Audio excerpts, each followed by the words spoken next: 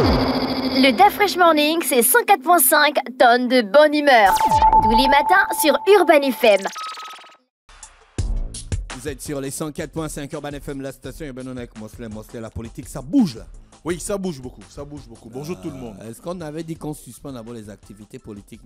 Non. Non, jamais. On n'avait pas dit ça. On n'avait pas dit ça. On qui? Nous ou on? On. Tu ne connais pas on? Exclusif.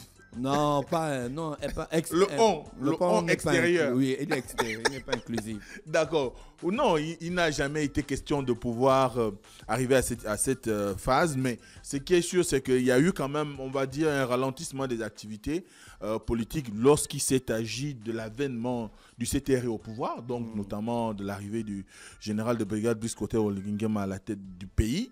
À la suite du coup d'État du 30 août 2023, il y a eu un ralentissement en matière de politique parce que les gens ne savaient pas à quel sens se vouer. D'aucuns se cherchaient, il fallait trouver d'abord les voies, savoir où nous allons, suivre le canevas qui devait être tracé pour savoir comment marcher. Parce que, évidemment, quand vous avez une situation exceptionnelle comme celle-là, il faut d'abord prendre ses marques, savoir quelles sont les ambitions.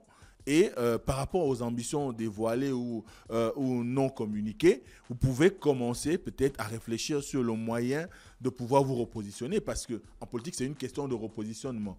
Lorsqu'on est dans une situation de coup d'État, les acteurs politiques sont souvent frileux parce que souvent, si on a participé à l'ancien régime, du moins, on a été membre de l'ancien régime ou de l'ancienne équipe gouvernementale.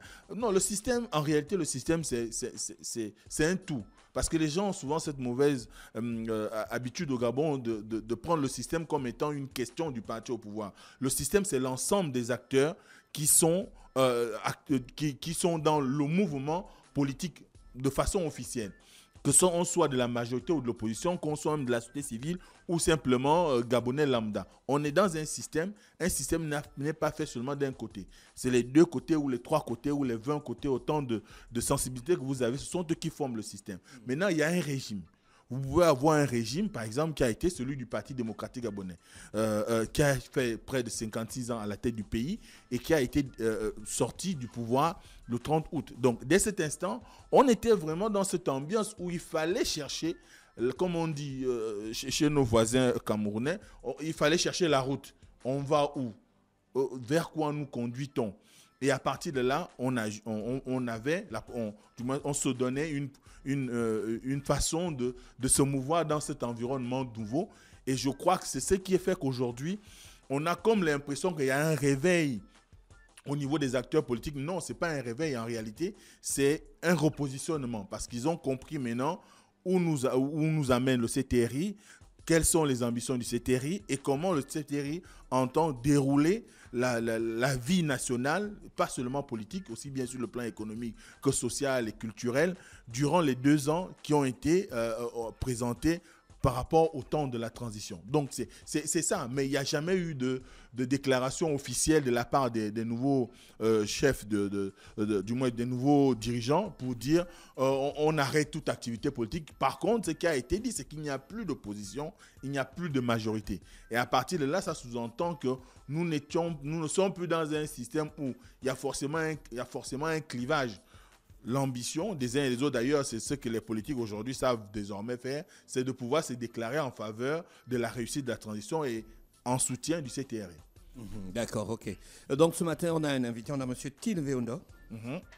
Il est secrétaire général du réseau Okume. Oui, il est secrétaire général du réseau Okume. C'est également quelqu'un qui est responsable de ce qu'on pourrait appeler aujourd'hui un think tank, parce que c'est l'une des plateformes numériques les plus importantes au Gabon qu'on appelle Édifice commun. Donc on le reçoit ce matin pour discuter avec lui de tout ce qu'il y a comme environnement en rapport avec l'éventualité d'une participation des jeunes au dialogue politique au dialogue national, selon les termes consacrés, qui va se dérouler au mois d'avril 2024. Monsieur Till Veondo, bonjour.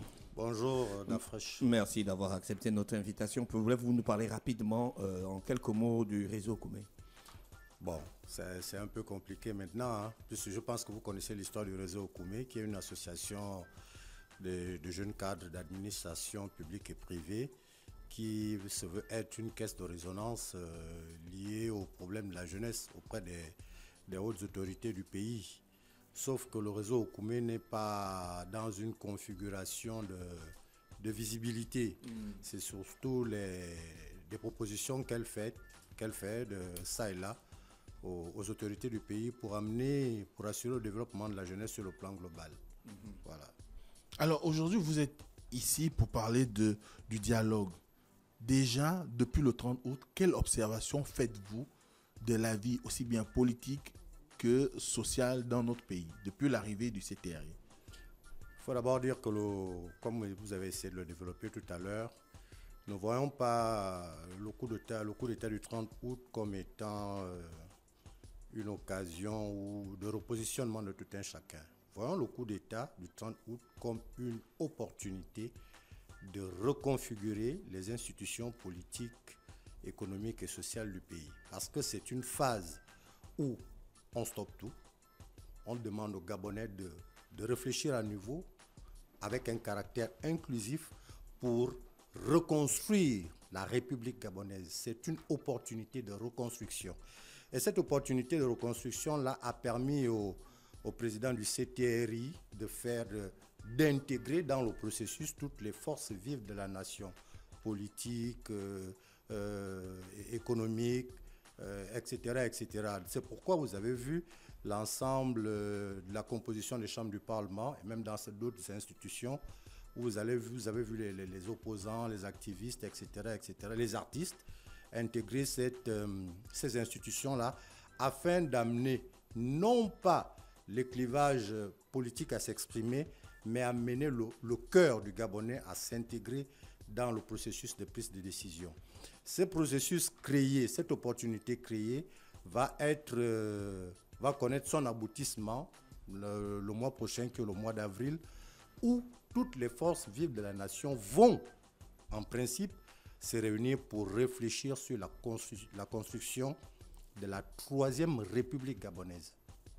Voilà un peu. La deuxième a eu son avènement quand? Parce que beaucoup se posent la question, parce qu'on a comme l'impression qu'on a toujours été dans une continuité la première part, depuis Léon Ba jusqu'à Omar Bongo, oui, en passant par Ali Bongo. On n'a pas le modèle français où à chaque changement de constitution tangible, on va à une nouvelle république. Mais la troisième, comment vous séquencez ces étapes-là? Bon, normalement, il faut avouer que le caractère évolutif de la loi fait en sorte qu'en fonction de la réalité socio-historique et politique, que l'on reconfigure le corpus légal pour créer cet arrimage-là aux aspirations de la société sur la base du fonctionnement des institutions. Comme vous l'avez dit vous-même, la Première République part des années 60 à 1990, de celle de 90 à maintenant. Nous sommes dans celle de 90-2024, qui est la deuxième. La troisième République va être créée de 2024 à plus, à travers la reconfiguration, la réécriture de la loi fondamentale qui va définir le fonctionnement des institutions et les attributions et compétences des autorités politiques du pays pour les années à venir. Chaque réalité socio-historique amène nécessairement la convergence d'un certain nombre de forces. Vous avez dit tout à l'heure d'entrée de jeu qu'il y a beaucoup de mouvements auprès des jeunes simplement parce qu'il y a une sorte d'inquiétude. Il y a une sorte d'inquiétude qui est assez expressive de la non prise en compte de la jeunesse dans ce processus-là. Comment ça, le gouvernement fait tout aujourd'hui pour pouvoir préparer l'opinion à ce que ce dialogue soit le plus inclusif que possible? Il suffit juste de regarder la démarche qui a été choisie, de pouvoir faire en sorte qu'il y ait des contributions de toutes les couches, sinon toutes les strates de la société au dialogue. Comment on peut encore avoir des inquiétudes chez les jeunes?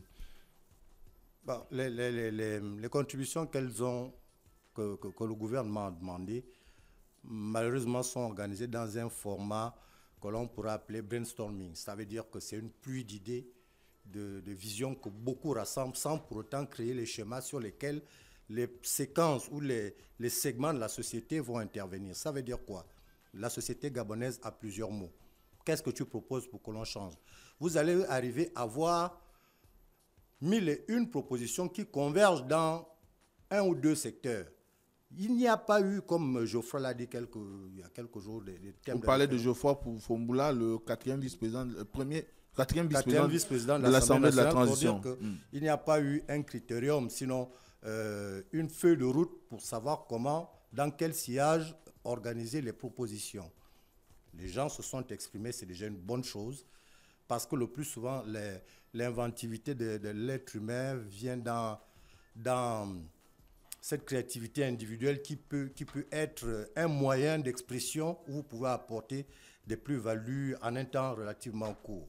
C'est ce qui a été fait. On a laissé les gens parler pour proposer ce que vous voyez en fonction des problèmes de la société. Mais vous ne craignez pas qu'on puisse dire que vous ne suivez pas réellement les discours qui sont tenus, par exemple, par le Premier ministre ou encore le ministre de la réforme des institutions en ce qui concerne la capacité à regrouper et à classer par famille l'ensemble des propositions qui ont été faites. Vous ne craignez pas qu'on trouve que vous voulez juste exister sur la scène?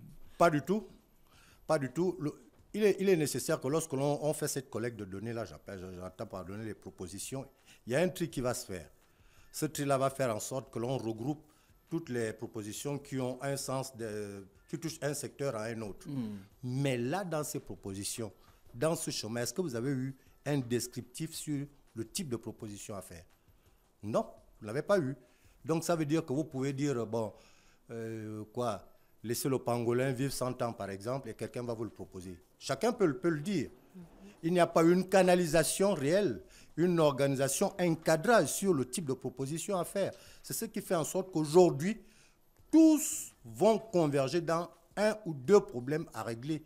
Or, des secteurs importants doivent être touchés et regardés à fond. On ne va pas inventer... Quels sont pour vous les secteurs prioritaires qui devraient constituer, on va dire, l'objet de débat lors du dialogue qui va arriver au mois d'avril? Vous avez deux segments. Au-delà de l'institution, lorsque l'on voit les institutions de la République, ces institutions sont inhérentes à l'être humain. Et ces êtres humains-là sont segmentés en trois catégories. Vous avez ce qu'on appelle les notables, les grands, vous avez les femmes et vous avez les jeunes. Parce que la loi telle qu'on veut la construire, on la construit pour qui? C'est pour les générations futures. Hein? C'est plus pour ces générations-là. C'est plus pour ces générations. Donc, si au départ, vous rentrez dans un chemin où vous demandez aux Gabonais de s'exprimer, sans pour autant tenir compte de cette génération-là qui va utiliser cette loi, qui va être soumise à cette loi. Vous voulez parler des jeunes? Mais bien sûr. L'inquiétude repose sur quoi? L'inquiétude repose d'abord sur le fait que l'on prenne à cœur, que l'on prenne à cœur ce segment.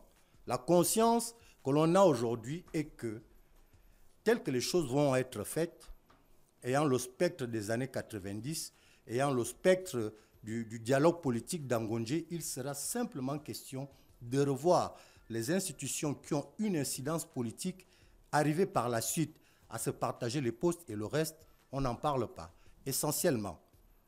Or là, c'est une occasion historique pour le CTRI d'apporter des réformes en profondeur. Récemment, vous avez vu, il y a 2 ou 3 jours, le Parlement français a adopté l'avortement pour l'inscrire dans la Constitution de la République française. Il faut que dès à présent, le statut de la femme soit consacré par la Constitution, ainsi que la jeunesse. Parce qu'il faut que la loi constitutionnelle encadre déjà cette frange de la population. Il y a nécessairement une commission qui a été prévue pour débattre de ces questions au niveau du dialogue. Pas du tout. Vous êtes au fait des commissions qui ont été mises en place? Mais bien sûr, j'ai eu le temps de regarder le tableau des commissions. Il n'y a pas une commission qui traite des problèmes de la jeunesse. Et c'est ça la plus grande inquiétude. Parce qu'aujourd'hui, je veux vous le dire clairement, je pense que vous rappelez, en 2011, il y a eu un processus qui avait déjà été entamé. En 2011, nous avons fait le Forum national de la jeunesse qui a abouti au document de politique nationale de la jeunesse. Oui, effectivement. Et par la suite, le Gabon a adopté une politique nationale de la jeunesse. Nous avons été butés par un problème parce que je faisais partie de ce processus-là. Lorsqu'il s'est agi de mettre maintenant en œuvre cette politique nationale de la jeunesse, nous avions un problème lié à l'institution qui devait justement mettre en œuvre le Conseil national de la jeunesse. Le Conseil national de la jeunesse, qui aujourd'hui pose problème. Il fallait avoir une loi qui consacre le Conseil national de la jeunesse en institution. Et pour Oui, bien sûr. Et pour arriver à le faire, il fallait nécessairement que les dispositions soient inscrites dans la Constitution de la République gabonaise. Là, en 2024, nous allons refaire cette Constitution-là. Il faut que la jeunesse soit consacrée dans cette Constitution, nécessairement en érigeant son institution qui va traiter ces problèmes. Nous ne pouvons pas avoir une politique nationale de la jeunesse qui a été adoptée et ne pas prendre la mesure législative ou réglementaire permettant sa mise en œuvre. C'est là le véritable blocage et c'est pourquoi je peux dire qu'aujourd'hui, ce processus est quasiment mort. C'est quasiment mort. Dans le fond, je peux m'aventurer à dire que le Conseil national de la jeunesse, tel que l'on donne la déclinaison, est une aberration. Parce que sur le plan juridique, ce conseil dont on parle est une association de droit privé, comme l'est le réseau Okoumé, comme les jeunesses sans emploi, créées conformément à la loi 35-62. Qui régit la reconnaissance des associations en République gabonaise. Alors, comment une association de droit privé va être érigée en conseil où les jeunes doivent s'exprimer et avoir l'opportunité de traiter, de proposer au pouvoir public les questions liées à la jeunesse. Mais monsieur Mveondo, on remarque quand même qu'il y a une certaine émulation au sein de la jeunesse pour la participation à ce dialogue. Comment traduire le fait que vous, aujourd'hui, vous soulignez des inquiétudes alors que les jeunes semblent mobilisés pour aller à ce dialogue? Ils ne semblent pas mobilisés, ils s'expriment. Ils expriment leur inquiétude. Quand on vous dit ça, rien sans nous, ça veut dire que la réalité qui s'impose sur la vision du dialogue national est que la jeunesse va être mise de côté. Donc, ils commencent à vous donner des signes d'alerte pour dire que vous ne pouvez pas tenir cet événement sans nous, sans notre participation, sans notre prise en compte. Mais vous n'avez pas d'institution représentative, donc on participe au dialogue comment? C'est la grande question. Et là, il a raison, parce qu'il n'y a pas une institution crédible qui représente la jeunesse. Ça va aller dans tous les sens. Jeunesse qu'on invite? La jeunesse qui est dans les partis politiques. Tu veux qu'on invite? Oui, c'est exclusivement cela. Il n'y a que celle-là qui est institutionnalisée parce que chaque parti politique a un segment jeunesse. Mais on a demandé à ce que les partis politiques proposent 4 membres pour participer au dialogue. Sauf que quand on regarde un tout petit peu, on n'a pas vu, par exemple, pour le cas du PDG, Jason Ayenoué, qui est le délégué national, le secrétaire général chargé de l'UJPDG, on ne l'a pas vu dans la liste. Vous voyez bien. Comment on va aller à un dialogue à ce moment-là? Ça veut dire que quand même derrière, est-ce que vous n'êtes pas aussi en train d'emboîter le pas, comme vous le disiez tout à l'heure, à Geoffroy Poumbula, qui trouve qu'on aurait dû donner l'organisation du dialogue à un organe indépendant et qui aurait eu la latitude de consulter l'ensemble des forces vives de la nation? C'est ce qui s'est passé en 1990. C'était un organe indépendant qui avait piloté la conférence nationale. C'était, je crois, c'était Basile Nvé qui était...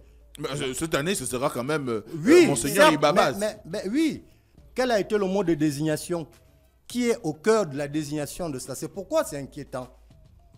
Vous pensez que la sélection qui est faite par des personnes, disons en grippe sans pour autant remettre en cause le gouvernement, par le gouvernement va vous choisir des personnes qui peuvent porter atteinte à leurs intérêts? Je ne pense pas. Il aurait fallu créer un processus neutre où chaque parti, chaque composant de ce dialogue-là, segmenté, envoie des représentants. À l'issue de ces représentants-là, eux-mêmes choisissent parmi eux qui va diriger le bureau, qui fera quoi. C'était d'abord l'appel à contribution, comme ils l'ont fait. La suite était de proposer aux forces vives de la nation de créer eux-mêmes l'organe qui va piloter le dialogue. Là, ça aurait gardé un caractère objectif. Or là, on a l'impression qu'il y a une sorte d'intention du gouvernement à avoir une mainmise, une influence sur tout ce qui va se décider. Et c'est ce qui compromet maintenant la qualité du travail à venir. Parce qu'il y a déjà une mainmise de ceux qui décident et positionnent des personnes sur quel choix, sur quelle base ces personnes ont été choisies. Donnez-moi un critère. Merci Mosley, il est exactement 10h04. On a dépassé le temps. René Ruc, le programme du week-end. Le programme du week-end, donc aujourd'hui on aura le tirage au sort à 16h, on va dire à 18h dans l'émission publicitaire Urban Free pour récompenser un auditeur ou une auditrice avec l'enveloppe de 50 000. Ensuite demain on va démarrer du côté de l'Institut français du Gabon à partir de 10h d'abord pour la conférence de Maître Akamangan, donc à la salle 400, avec à salle 100 pardon, sur le thème recherche de la vérité fondamentale et des valeurs spirituelles dans le Biti. Toujours du côté de l'Institut français cette fois avec Aude Esther pour son spectacle humour, donc à partir de 19h avec des invités comme Manitou, Taxi Jaune et Diane Nama. Donc demain c'est à l'Institut français du Gabon. Merci à Mosley, merci à notre invité ce matin, monsieur Til Veondo qui est avec nous, il est secrétaire général du réseau Okoumé. On se retrouve lundi lorsqu'il sera exactement 7h pour le réveil matinal, le plus de la capitale sur la radio, la plus de la capitale. Voici l'horoscope des auditeurs. Le DAF Fresh Morning, c'est 104.5 tonnes de bonne humeur. Tous les matins sur Urban FM.